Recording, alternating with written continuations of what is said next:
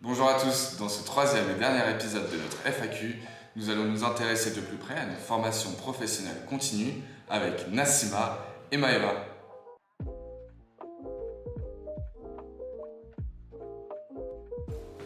Alors vous avez été nombreux à nous poser des questions quant aux formations en reconversion professionnelle. Donc là on va se retrouver avec Nassima, bonjour Nassima, qui est du coup chargée de formation pour tout ce qui est reconversion professionnelle. Voilà, sur la partie formation pour adultes. D'accord. Donc première question qu'on a eue, existe-t-il des formations en alternance rémunérées pour une personne qui souhaite réaliser sa reconversion professionnelle?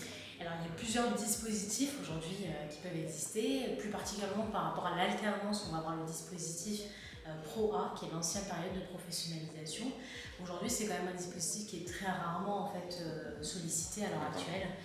Il s'oriente plutôt pour des personnes qui sont salariées dans une entreprise où l'employeur est dans une démarche de vouloir faire évoluer le salarié en question dans le cadre par exemple d'une mobilité interne ou autre. Mais souvent effectivement les publics qui sont plutôt en reconversion professionnelle vont plutôt opter pour des dispositifs différents tels que par exemple les transitions pro pour ceux qui sont salariés ou les dispositifs régionaux pour ceux qui sont demandeurs d'emploi. D'accord. Deuxième question, on va enchaîner du coup suite à cette réponse. La Haute École de Joaillerie propose-t-elle du coup des formations pour adultes? On a déjà eu des éléments de réponse, mais est-ce que tu peux nous en parler un petit peu plus? Oui, alors aujourd'hui les formations pour adultes elles sont vastes, elles sont vraiment variées au sein de la Haute École de Joaillerie. On va avoir des formations longues, des formations un peu plus courtes aussi, donc des formations qui vont être vraiment adaptées à chaque projet. C'est la raison pour laquelle vous avez des chargés en formation qui sont là pour vous aider à construire, à travailler ce projet de formation afin de vous orienter sur une formation qui sera la plus adaptée, que ce soit en temps et puis aussi par rapport à vos objectifs. D'accord. Et puis donc là vous êtes vraiment là pour accompagner les futurs apprenants. Pour quelqu'un qui ne connaît rien au secteur et qui souhaite vraiment se lancer dans la bijouterie-joaillerie, qu'est-ce que tu pourrais lui conseiller?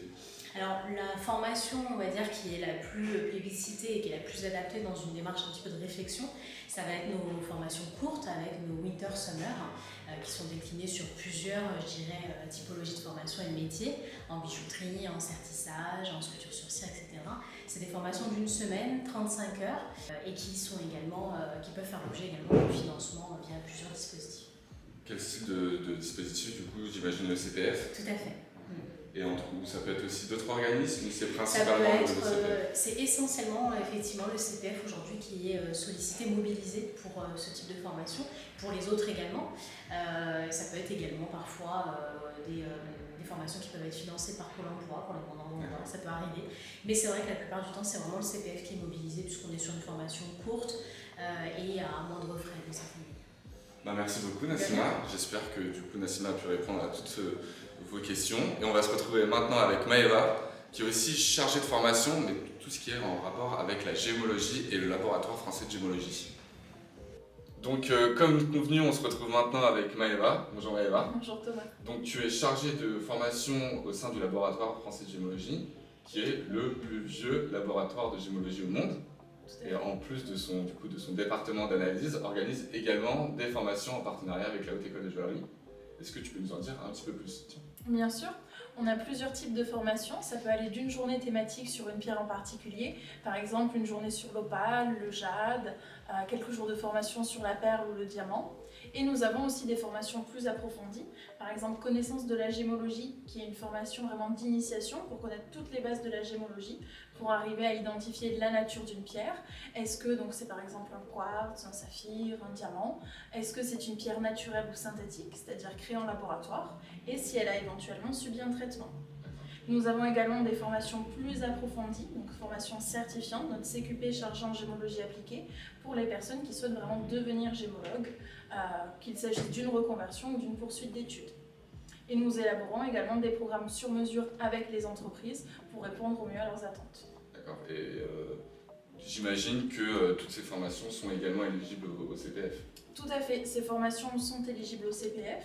Il existe également des financements pour les entreprises et également des dispositifs pour les demandeurs d'emploi. Merci beaucoup pour toutes ces réponses, Maëva. Avec plaisir. J'espère que ce nouveau format de vidéo vous a plu et a permis de répondre à toutes vos questions. Si vous avez des questions complémentaires, n'hésitez surtout pas à nous envoyer un mail à l'adresse suivante, contact@bjop.fr ou sur tous nos réseaux sociaux. D'ici là, restez connectés et à bientôt pour une nouvelle vidéo.